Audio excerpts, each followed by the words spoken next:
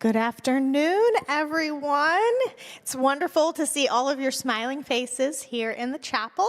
And thank you to those of you who are tuning in and watching us on TV as well. Today we have a very special treat for you. You are going to be learning about the monarch migration in Mexico. And last year at about this time, we had a group of residents who had recently returned from a once-in-a-lifetime trip to Mexico to experience that in person. And they're going to share that with all of us today. So behind me on the stage, we have from left to right, Caroline Brubaker, Barbara and Marlon Hershey, and Leon and Elaine Good. And Dan and Thelma Wenger were also part of the trip. Unfortunately, they're dealing with an illness right now and are not able to join us today, but you will see many pictures of them as well. So without further ado, I will turn it over to the group.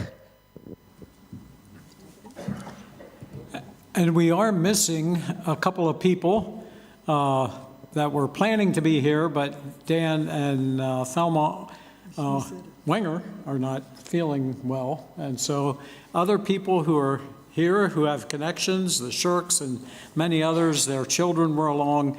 There were 2 trips last January, back-to-back weeks, that were led by Daryl and Sylvia Yoder. And so we'll go through and tell you a bit about our experiences and the trip.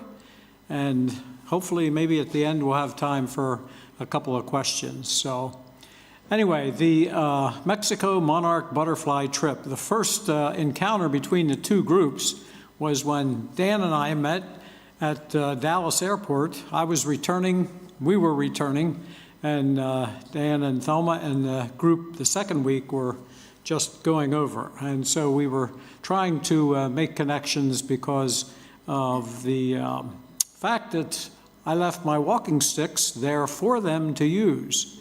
And then we heard we had crossed over at Dallas Airport. Anyway, we'll give you an idea. If someone wants to talk a bit about, maybe Leon, you want to mention about where we were in Mexico and the capital and so forth.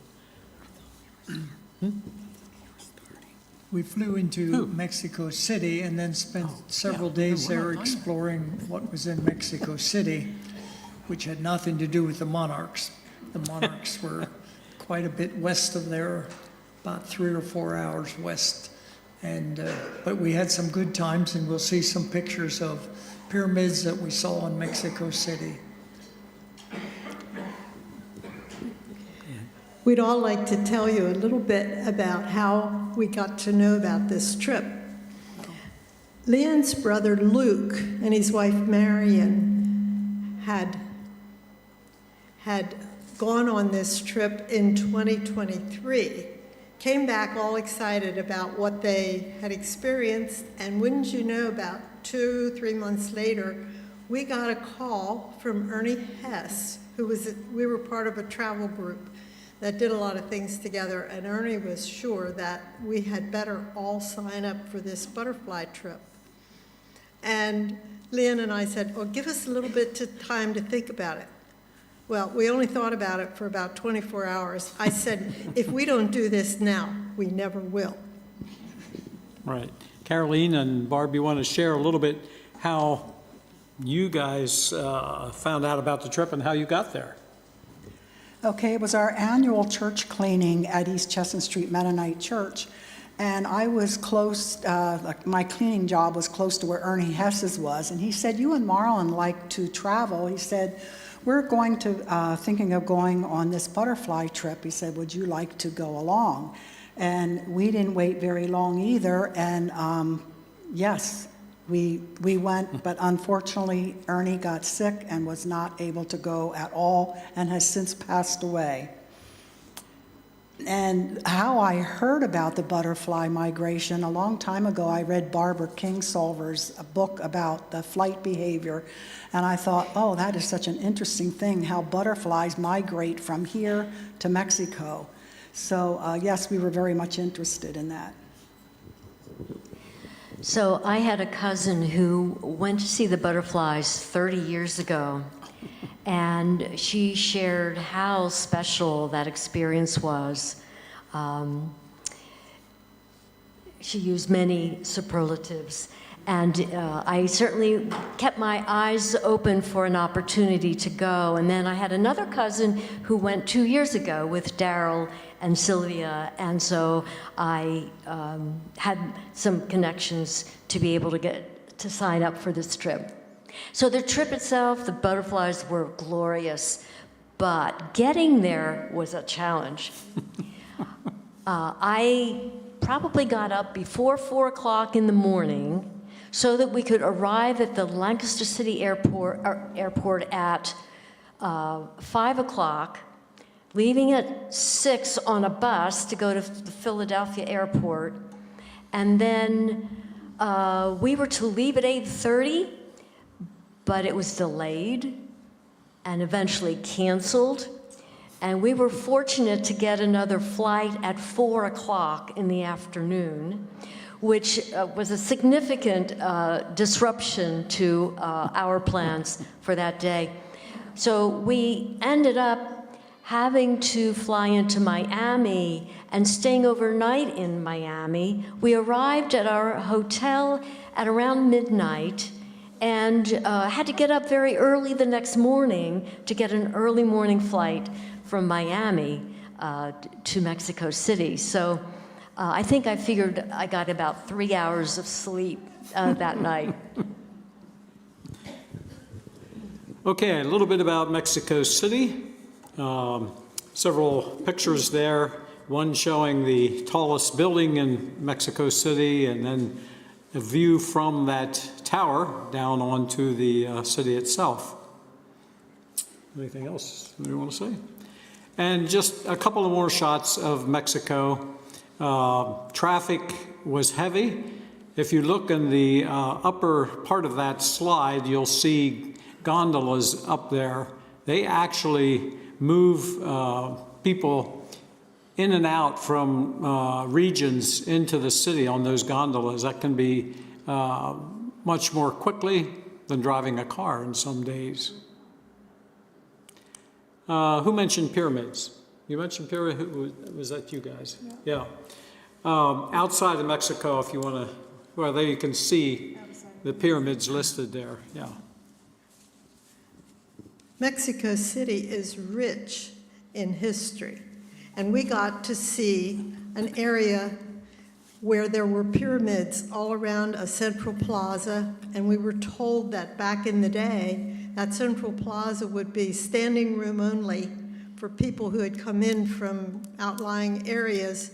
And we're talking about, now let me get this right, Maya people. Native American people, the Mayas. And they had all kinds of rituals and whatever, but lots of holidays, and we got to see the leftover spaces, including houses that they have unearthed. Amazing. The colors of the painting on the walls is still intact. Whoops, wrong one. This pyramid, a number of us climbed, and it was pretty steep. One thing about the pyramids in Mexico City, the stones are not gigantic like in the pyramids in Egypt. They're smaller stones. They would still be too heavy for you or me to carry. So we went up, and when we were going down, they said there's 3 ways you can go down. You can go down backwards, or you can go sideways, or you can sit on your butt and slide down. We backed down, right? No. Yeah. Okay, so from Mexico City then, we went to Sierra Pelon Butterfly Bed and Breakfast. And one thing that maybe Caroline you can mention is the elevation situation there. The Mexico City then going out to Sierra Pelon, and some of your experiences with that. Well, I've been to other high elevations in the past, hiking, and I thought I was just a wimp because I would wear out so quickly. And it was confirmed in this trip that I do get elevation sickness or high altitude sickness. So We were transported by truck the first day, and then we had to walk some additional distance. And I was really getting winded, and actually stopped at one point. This was after we saw the butterflies.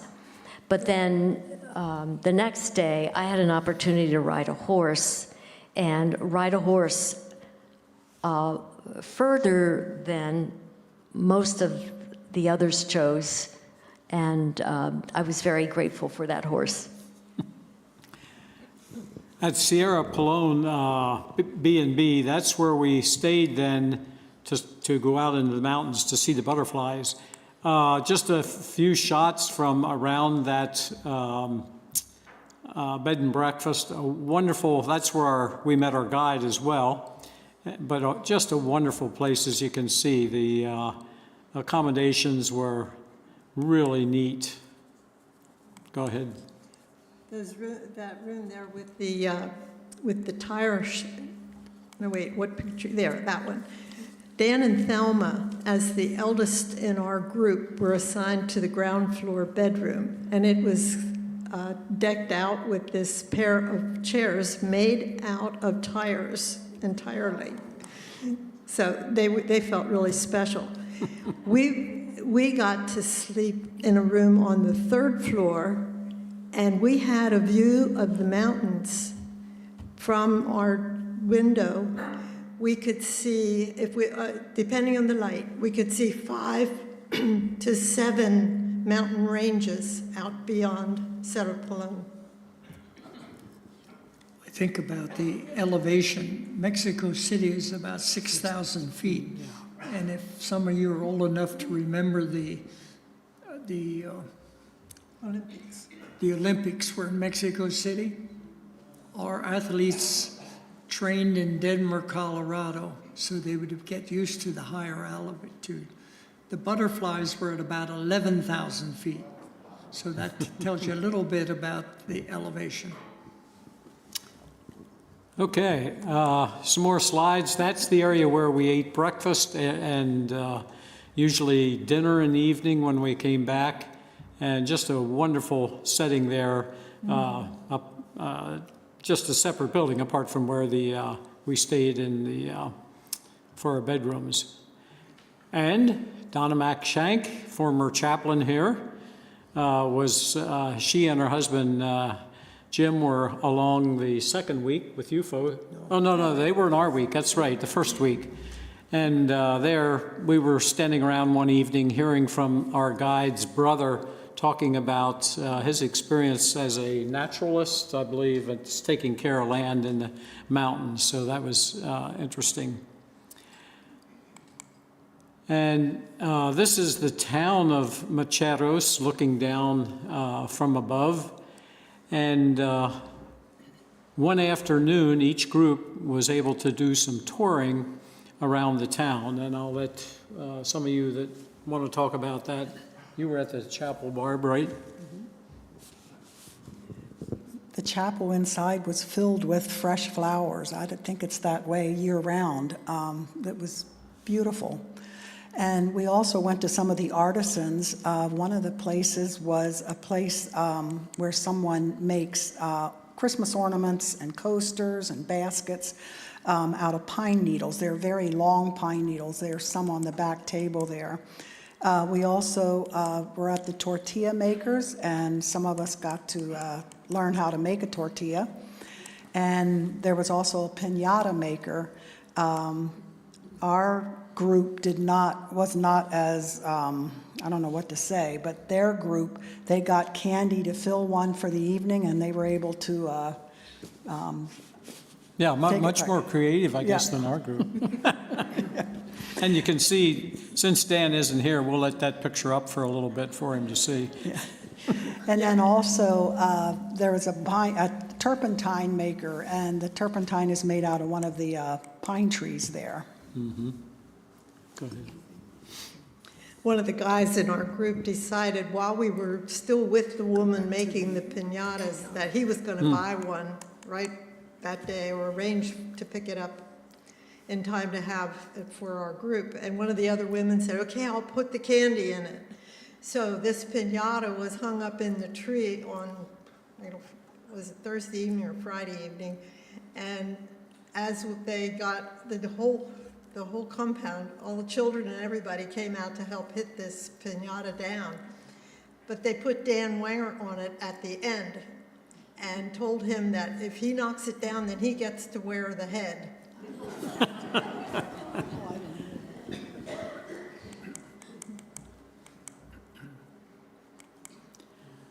And the sunsets were absolutely glorious from that, the roof of the Airbnb. Usually in the evenings when we got back, we had really nice weather when we were there. When we got back, we would go up on the balcony, the deck, patio area, and sit up there and enjoy the sunsets before we had dinner. And that's a picture of your group. Yeah.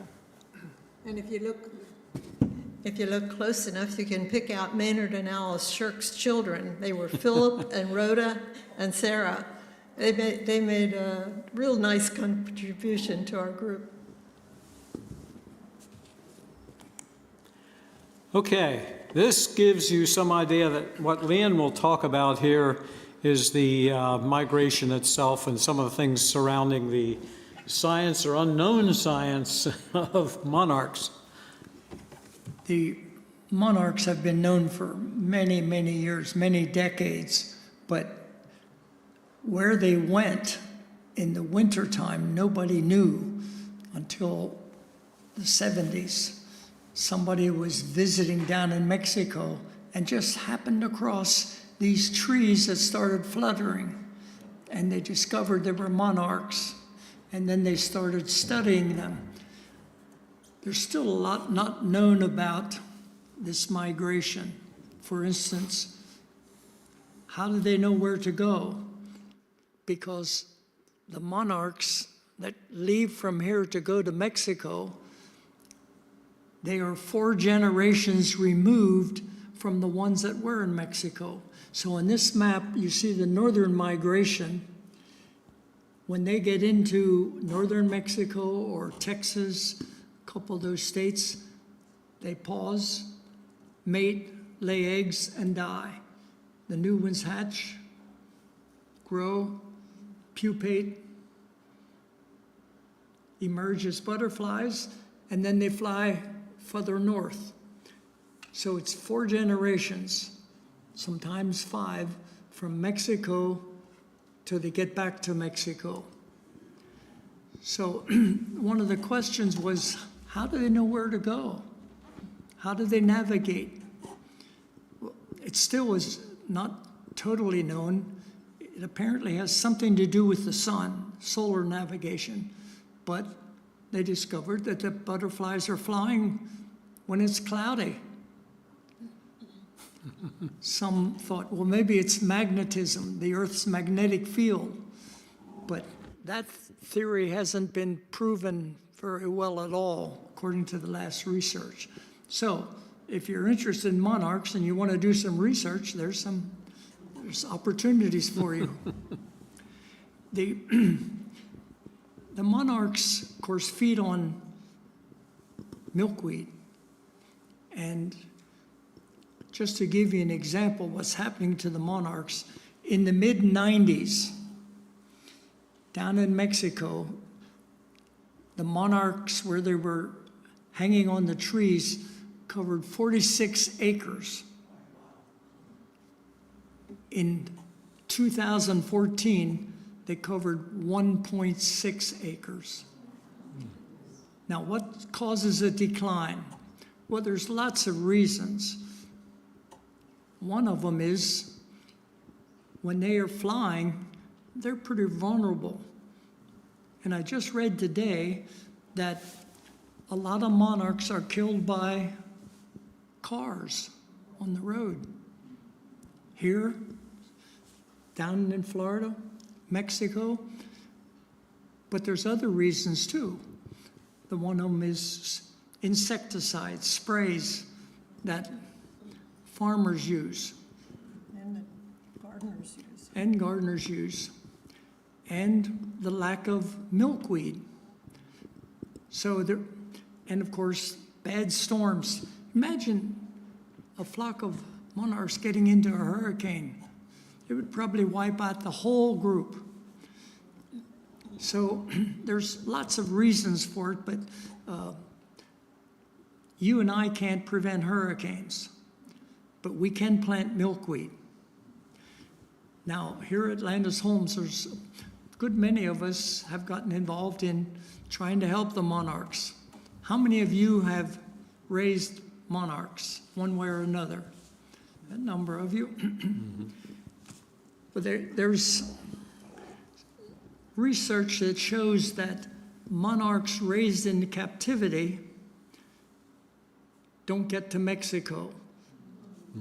They just aren't strong enough. Now, that's still being looked at, but what I can do is plant milkweed so that the monarchs can lay their eggs on it. The monarch, a female monarch can lay up to 200 eggs. Usually only one egg on a milkweed leaf. And there are several kinds of milkweeds that they can eat. If a monarch would happen to lay an egg on zinnia, when the egg hatches out, the caterpillar would die. It can't digest zinnia. It's just an incredible kind of thing. And that's true of many different kinds of butterflies. They're very specific to parsley, to oak trees, hickory leaves, whatever it is. So the monarchs have this specificity of needing milkweed. When I was a boy, we had fence rows.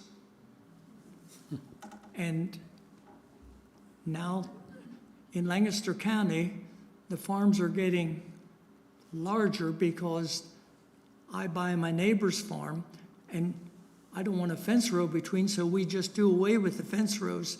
And so the places where milkweed can grow are much reduced. So what I can do is plant milkweed, and I know many of you have done that. Plant milkweed around your cottage, etc.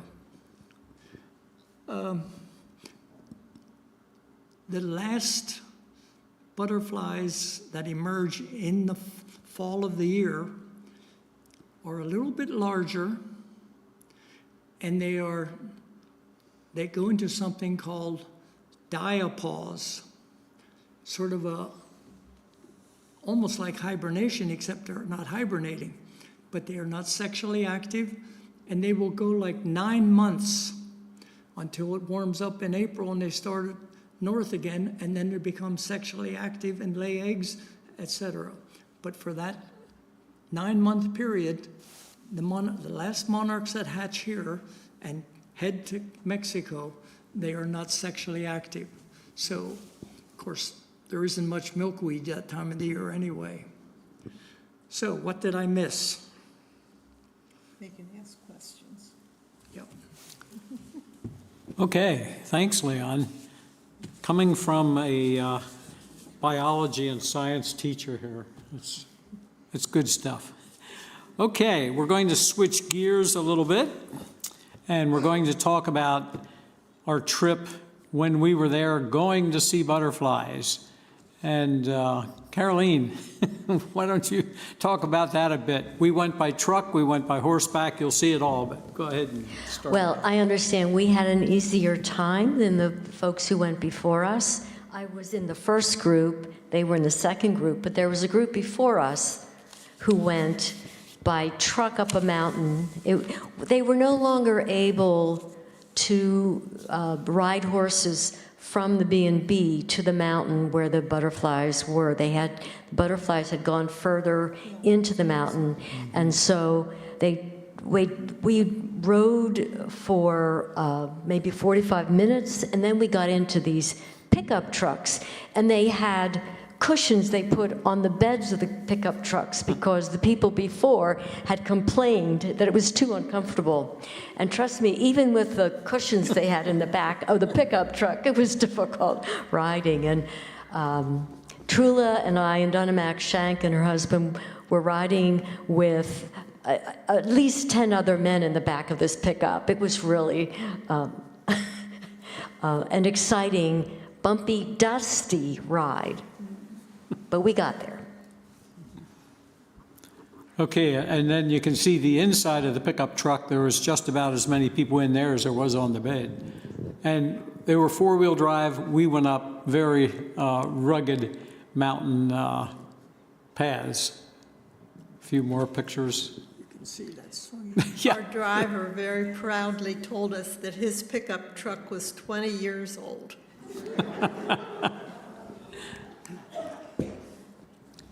So there was some of the paths when we did get out of the pickup trucks or off the horses, there were paths that we could take up through.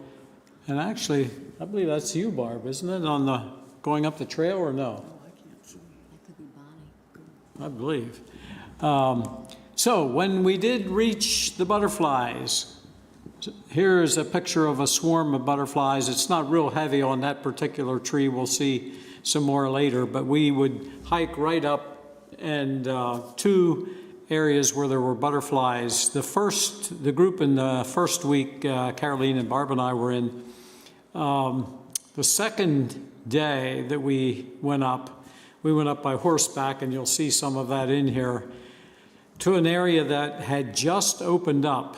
The monarchs will move periodically, and they will find where there's new spots where they move to.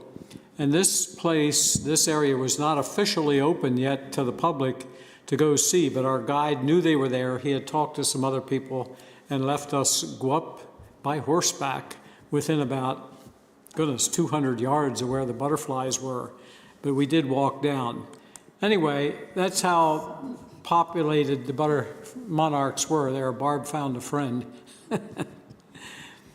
And then we had lunch at a lookout one day. You can see there, I believe that's actually Phil Shirk standing on that with his camera ready to take some pictures. And the one area was called El Rosario Butterfly Sanctuary. This was at 10,000 feet, and from there we went up another 1,000 feet. Now here comes the fun things. There's Caroline on a horse getting ready to, that's when we were leaving the mid-level section to go up to the 11,000 feet area. So there we're on the trail going up in the horses and then getting off and walking the rest of the way. And yeah, there you go. You see the actual horses moving. Each horse had its own person with it besides the rider. And they had to really hike fast to keep after the horses. And 9 times out of 10, they were holding on to the tail of the horse in front of them and letting him pull them after. Yeah. And the monarchs, when the sun would come out and warm them up, that's when they would start fluttering, or they would leave the trees, the swarms, and go down to find some water. Because think about them being up there for days, for a couple of months in the trees in Mexico. So they would come down for water, so you would find water pools where they were just hanging around and flying in and out. It's called puddling. It's called puddling. Puddling, yes, it is called puddling. Correct, yeah. Here you can actually see some action.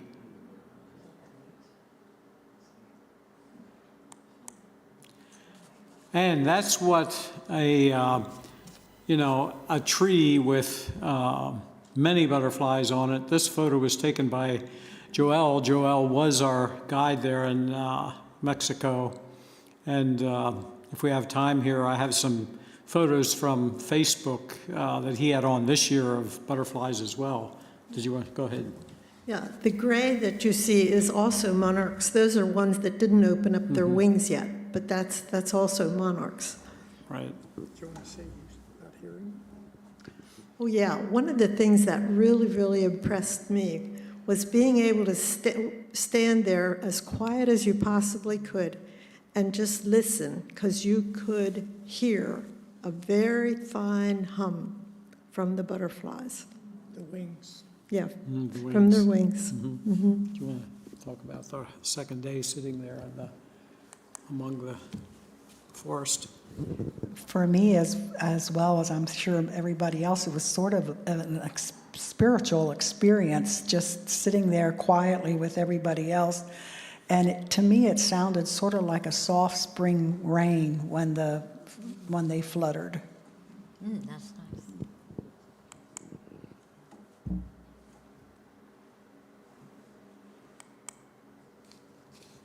Well, and there's Dan and Thelma, over 11,000 feet. Oh, there's our hiking sticks, too. Yeah. They shared it with us. Yeah. So some more horse pictures and hiking pictures. Now, there's what a limb of a tree can look like out at the end, where it's, you really wonder how that branch doesn't break. Mm-hmm. There's just swarms of butterflies on there. And here's one that they call hammock of monarchs. You can see it's just, yeah. Any comments at all? The fir trees. To talk about the fir trees. Go ahead. The main reason, I guess, that the butterflies are in this particular area of Mexico is because the Oyamel fir tree grows on that ridge of mountains. Yeah. And that's the only tree they will sit in. And so as long as there's Oyamel fir trees there, the butterflies will come back. But there's some pressure from logging that the local people are trying to prevent. One thing that we found out was the hospitality and the attentiveness that our guide Joel and all the folks there around the bed and breakfast, and then when we were on any event or in anything, they were just most gracious and hospitable folks. That's was amazing. Also, we didn't mention, those of you who are familiar with Pathways Institute, Beth Grable, her son Julian was with us. So we had a young, very healthy, vibrant person who could take on any challenge. And also, you guys probably didn't hear this, but there was no food left over on our plates by the time we finished. We may have not eaten it all, but Julian, yeah, sure. So it was a lot of fun having Julian with us. So we did some other touring then in Coyoacán. You guys were on that tour as well, right? No? Oh, okay. Back Yeah. in Mexico City. No, this was the town of Coyoacán. Maybe you probably, weren't you on that? Okay. And Barb and Caroline, you may want to talk about that a little bit, because the next slide also has on Frida's home. So that was a museum. This is in Mexico City. Yes. Yeah, that was Coyoacán there. We had visited the village of Coyoacán one afternoon, and that's, But this is the Frida Kahlo house. yes. Okay. Go Frida ahead. Kahlo is a famous Mexican woman who overcame all kinds of physical difficulties in her life. And this is the house where she lived, and they've turned it into a gorgeous museum. She was a painter.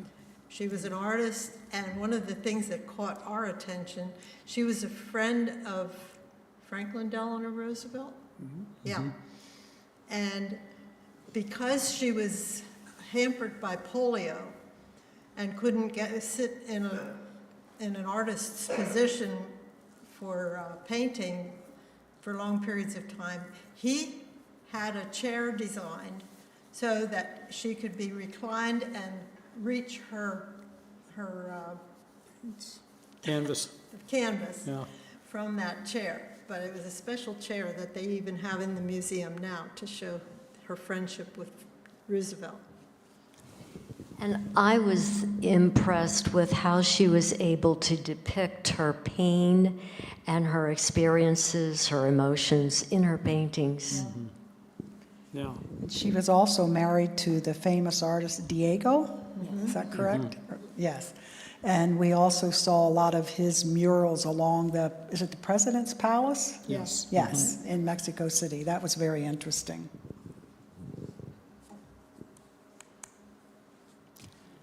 Some other things we were able to do was a canal boat ride, and that is not without its marketing schemes and selling of produce and so forth as you are on the canal. And I don't think we have a picture of how full that canal gets, but the boats are just crammed in together at the entrance and exit of that canal. And that's where we were reminded that Mexico City was actually built on an island in many lakes up there at that elevation. It was a big lake area. And of course, with modern, or more or less modern drainage and whatever, it's down to just a couple rivers and a lake or two. And these boats, like Marlon said, they were crammed in there, and nobody said, "I'm sorry," when they bumped into each other. They just figured out a way to move around. So this would have been a boat that pulled up beside our boat, and the young lady was selling roasted corn. It wasn't bad. Tasted a little more like field corn, but it wasn't bad. So there's a shot of the center plaza of Mexico City. And that, like Elaine was saying, is built on a lake, and the city is actually sinking. There's so many centimeters a year they can actually measure that the city is going down. I don't know, anyone want to say any more about that at all? And if you see the big flag there, the Mexico flag on the pole, every morning and every evening they have a ceremony of that flag going up and coming down. And the army actually comes down, and the flag is absolutely, this doesn't show the immense size of it, it's unbelievable. But the army comes out, and they actually, as they lower the flag, they take it out that the flag is folded and never touches the ground. But it's amazing. As it's coming down, the first corner to get close to a person is grabbed. And then that person walks a little bit away, and another person picks up the next area, and till 15 people have stretched across the plaza holding on to this flag, all wrapped up as it goes on back to the last one. And then, of course, somebody disconnects it and they march off with it.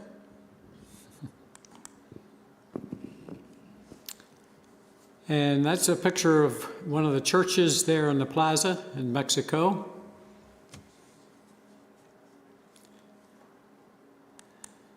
Okay, Dan has this labeled as our last supper in a Cuban restaurant.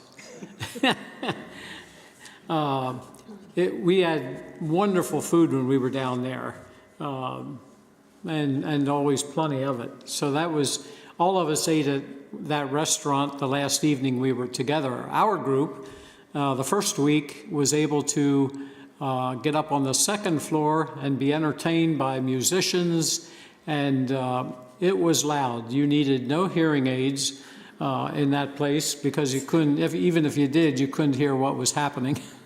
But the music was wonderful, very entertaining. And I think, yeah, it's muted right now, but you can see them moving around and playing. And there's Jim Shank and Alta and James Landis that were part of our group. And also, Music on the Street. That was your group that I think saw more music on the street than we did. I don't recall. Daryl and Sylvia Yoder, who were coordinating our time there, took us downtown Friday evening after we had returned from having seen the butterflies. And we walked around a big plaza, and there were mariachi bands all over the place, sort of like competing with each other for the loudest sound. And it was really beautiful to see, because, you know, their outfits are quite fancy. And yeah, we got to listen to at least a half a dozen different ones that evening. And an organ grinder? Is that what you call them? I don't know what organ grinders. Oh, yeah, organ grinders. The monkey was always holding out a hat for your contribution. And, oh, yes, and those were almost always on the street out in front of our hotel. And if you had a room toward the street, that was pretty noisy. The street in front of the hotel was only a pedestrian street, no vehicles on it. And so in the evening, these pleasant temperatures is just filled with people and with musicians. And every morning at 4 o'clock, they came through and washed down the street. And they said they even used putty knives to take any chewing gum off of it. So the next day, the street was really clean. And then got covered with people again. And they were quick to tell us that they were using only gray water.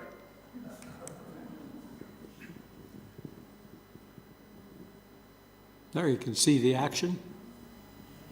I'm thinking we were told that the organ grind, they were raising money for the fire company. I think that's what they said.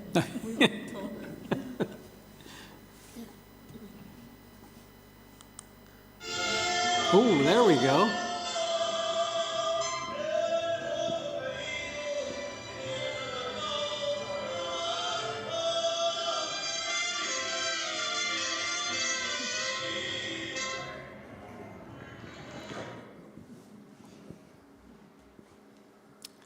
Okay, and that is the end of our formal presentation.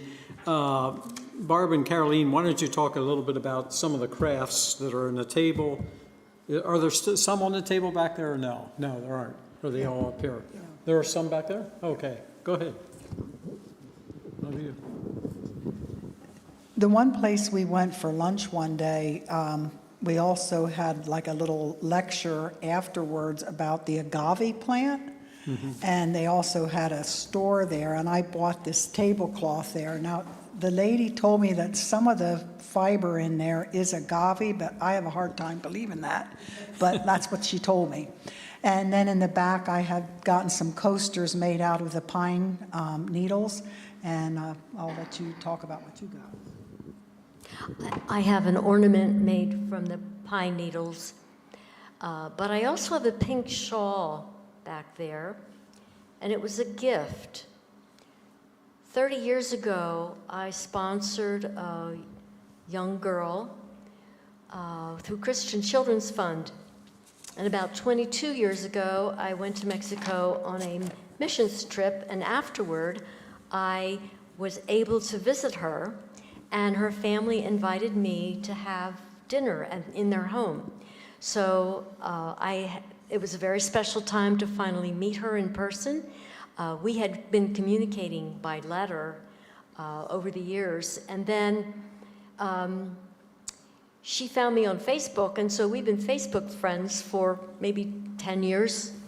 And when I realized I was going to be in Mexico City, on the night that they had their Last Supper, I chose to meet my friend Tanya, and she again invited me to go to her family's home for dinner, and Trula Gingrich went with me as an interpreter. It worked out beautifully. We had a really special time. So I was really grateful to see them again, but also to see how their life has improved. They live on the edge of a steep ravine, concrete house, and the father has built a second floor so that they get income from another family living in that area. And he went, when we were there the first time, you know how a chicken house has a flat board going up with pieces of wood to get grip on your weight. Well, that's the kind of steps they had. It was a story high. But this time, he has made concrete steps with a metal railing, and it's just really improved. And my sponsored girl, Tanya, is a photographer in a school and seems to be doing really well, really thriving. It was just really wonderful to see that.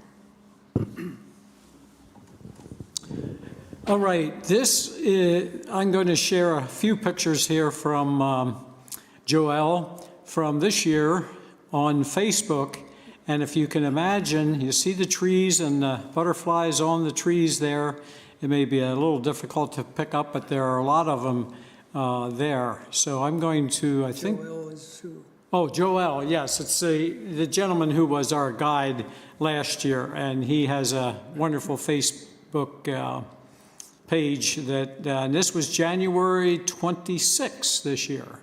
So the butterflies are back, and he wasn't quite sure at the beginning whether there was as many as last year, and I haven't asked him what his final take on them is, but that gives you some idea. But just the beauty of them is magnificent.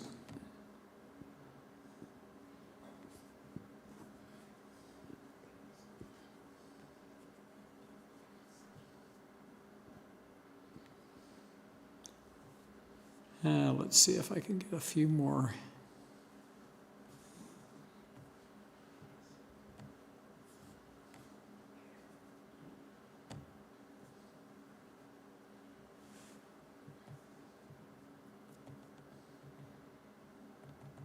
Oh, there we go. There's Joelle. On the your right, our left.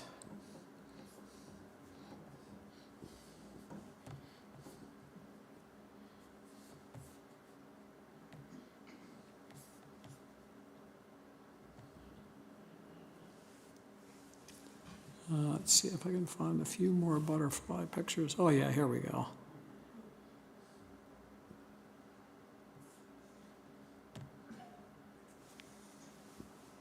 I think that was the first one he sent where the butterflies were really coming in that particular day, January 18.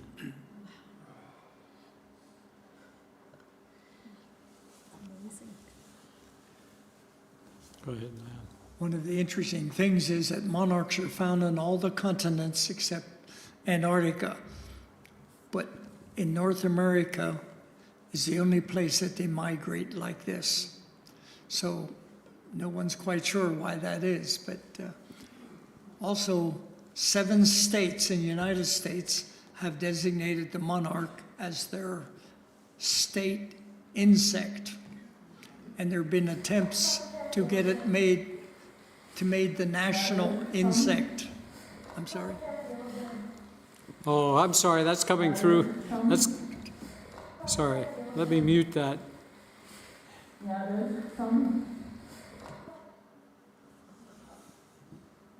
Go ahead. Sorry. There was attempts to make the monarch the national insect, but it's failed twice to pass, so. Not there yet. Okay, we still have a little time for questions. Yep. I'll just put that picture up as an ending because that's what we did at the end of the day. If you have a question, flag me down.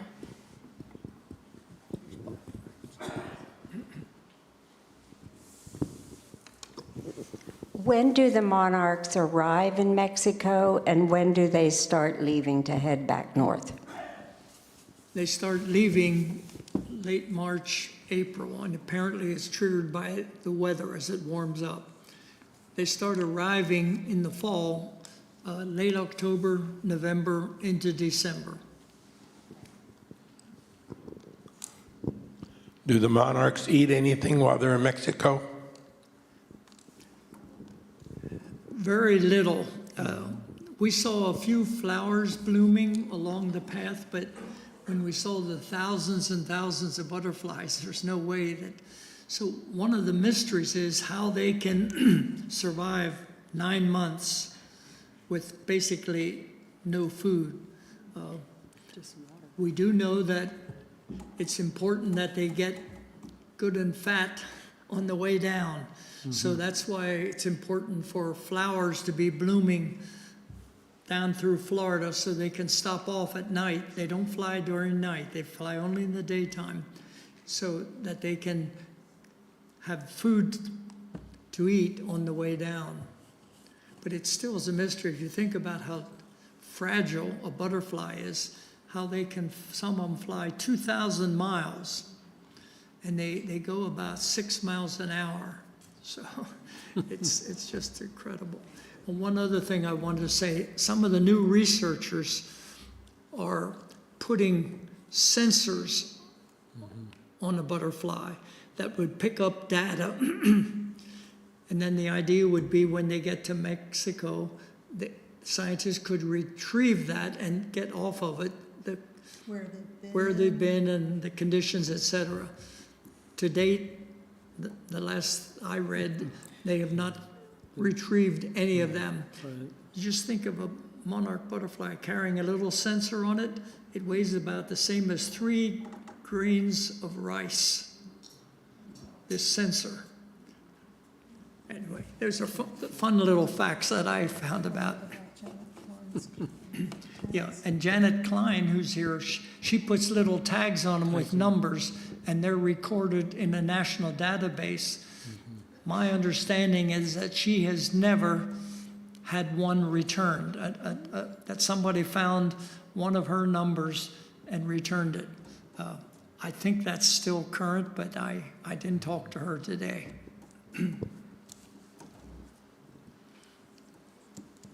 Any other questions?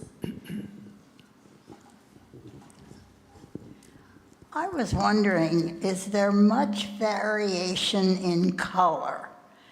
Most of the butterflies I saw on there are reddish brown, but is there a light color,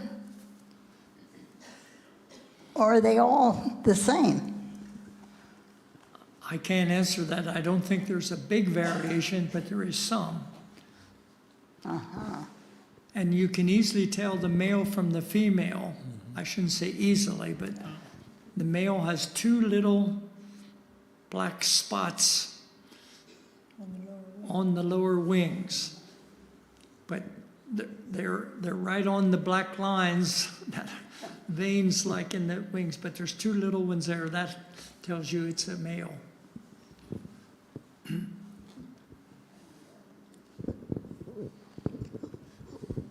What can you tell us about any efforts that are being made to reduce deforestation? Efforts to reduce deforestation. Yeah, well, the people we stayed with, they were very active in trying to get a community effort together, because for them, the butterflies was a tourist attraction and sort of a livelihood for them. But, you know, it's like here everywhere. Trees are important for livelihood of people too. And so cutting down trees, keeping people from cutting them down, it's a constant struggle. Yeah. And one of the reasons that the cutting is so prevalent down there is, how many of you buy avocados? The avocado industry is huge in that area, and that's some of the reason for the deforestation, because the avocado thing. And, you know, then the question comes in, okay, you know, how involved is the cartel, et cetera, et cetera. So the cartel is seen in Mexico as sometimes not too bad, that they do protect them. And I asked the question at a question and answer session that one evening. I asked Joelle's sister sitting beside me if I could ask the question about the cartel and if they have any connection or any influence on their business and so forth. And she hesitated a little bit and said, well, yeah, you could ask. But so it tells me that they're very aware of the cartel around them, and that perhaps maybe even their business is being protected by the cartel too. So, Yeah, that's Yeah. possible. In the group that we had, the person that was talking to us, someone in our group said, well, should we be boycotting avocados or should we be buying avocados? yeah. She said, yes.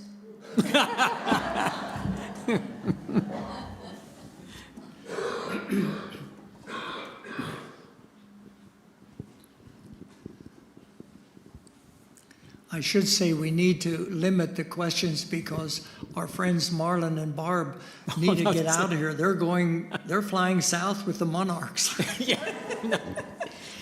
We're only driving to Florida, so. Are there any other Airbnbs, any other places where you were in that area that host people and show people the Monarchs? We weren't introduced to anyone else. Right, We were with Daryl and Sylvia Yoder, who have relationships with the people who run this particular Airbnb. So that was all we learned about. I am sure they can't be the only ones, but they might have a monopoly on the Cerro Pelon area. I don't know. Yeah. The second day, we were at another place to see the butterflies called El Rosario. El Rosario, and that was really a tourist area. There were thousands of tourists there, and I'm sure there were hotels, et cetera, around that area. But where we were was much quieter. And El Rosario was the town from which a person by the name of Sarah Dykman did her study. And the book that she wrote is called Bicycling with Butterflies. She literally loaded up a bicycle for herself and started riding out of Rosario on the day that the first butterflies started to leave. And then she tried to find ways that she could ride her bike close to butterflies. She said, you know, the butterflies, all they need to do is find the top of the mountain and keep going. I had to find roads. But she did, it's a wonderful story. And she did meet butterflies along the way, and she said, my pace on the bicycle was almost perfect. We could fly at the same speed. Okay, I think we probably have time for one more question.